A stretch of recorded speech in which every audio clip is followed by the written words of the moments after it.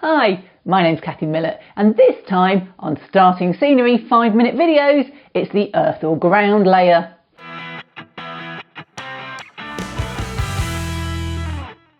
Scenery starts from the ground up, and we all need earth. Now, it may be largely invisible in some of our dioramas, but just in case a little bit peeks through, I always like to put a nice earth layer down first. And what do? I use Tile Grout. I've been using this for nearly 20 years, and it's on every diorama and layout that I do. It is such a versatile project. It actually has cement in it already, so it largely sets itself, but with a little bit of white glue or matte Mod Podge or whatever you're using as your glue, it's perfect. My earth layer includes any large stones or rocks that need to be embedded, so I put those large ones in first and glue them down separately. Now, before we look at Tile Grout in depth, here's a few of the other things that you may want to use for earth. Real soil. It's a little bit dark for some soils because it's got a lot of rich humus and organic material in, but it still looks like the real thing, especially in forested areas like this one. Sand. It can be used to pad out Tile Grout and to give it a slightly different texture. Here I used it with a beige Tile Grout to create a beach. This flashback to my snow and ice mini dioramas. The earth area, which looks quite muddy, was done with a texture paste. The yard on my layout is a mix of fine and medium cinders, and ballast that you get is an excellent addition to an earth layer.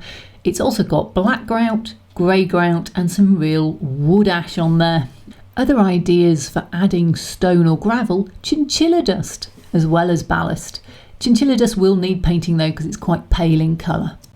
For larger rock areas such as this rock scree, I actually use vermiculite. It's very square, so it looks great as a broken rock. There's also ballast and a few other things thrown in there, such as Tile Grout. This is slate ballast used on an icy diorama. For streams and riverbeds, you need rounded rocks. I think Woodland Scenics Talus is perfect for these. And finally, at the end, you can go back and add some dry Tile Grout or pigment or something like that, just to make the area look dry and dusty again. This is all the same Tile Grout, it's just some has been fixed with glue and some of it's just been powdered on later. I'm going to show you the two ways I use Tile Grout. Now, first of all, I knocked up a quick base using some 2cm foam. It's quite solid foam, and that big channel down the middle is going to be a dirt or gravel track in a future video. I threw on a handful of vermiculite for a bit of texture. So why Tile Grout? Well, it comes in a multitude of colours. Everything from sandy beaches through to deep red rock canyons. You can find a grout colour to match. If you want a slightly coarser texture, you can add topsoil or sand to it.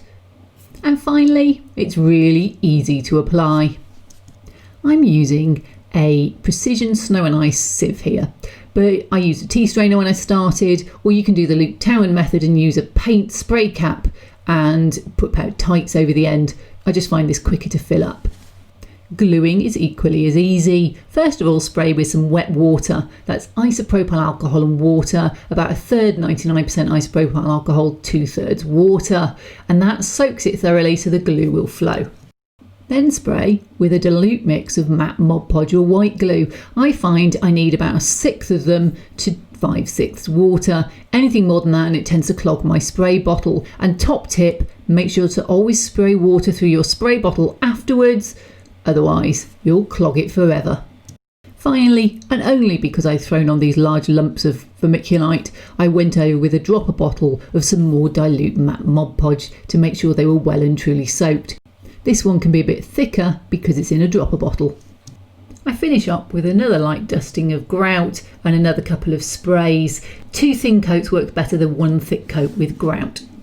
The only problem with this method is if you're using plaster cloth. All those little holes let the grout go through, and I used to put quite a thick layer of glue on, and then I thought, why don't I make a little slurry?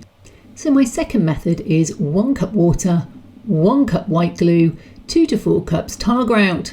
That might sound a little variable, but that's because white glues can be various thicknesses and Tile Grout can be sanded or unsanded. You just want it to be spreadable and easy to smooth. I made this a bit thick at first, so I added a little bit more water and then it was a little too thin, but you get the idea. This dries a little smooth, so another thin dusting of Tile Grout will help absorb some of the water out the base layers, but you still need to add another light coat of isopropyl alcohol and dilute matte Mod Podge to make sure it's stuck. Job done. And here we are. What a beautiful texture. I do really like this, and it is so simple to put on and apply. Obviously I'm about to cover all this in grass, so you won't see much of this when I'm done, but it's a good base coat if it peeks through. Well, I hope you enjoyed this. This is now my full-time job, so if you want to support me to carry on doing videos like this, or my big diorama builds, I'm working on a great one at the moment, then please either support me on Patreon, definitely subscribe to the channel and hit the bell button so you know when my videos come out, or go to my website and click on one of the Amazon links to the products I've used. They give me a small amount of money and don't cost you anything. See you next time.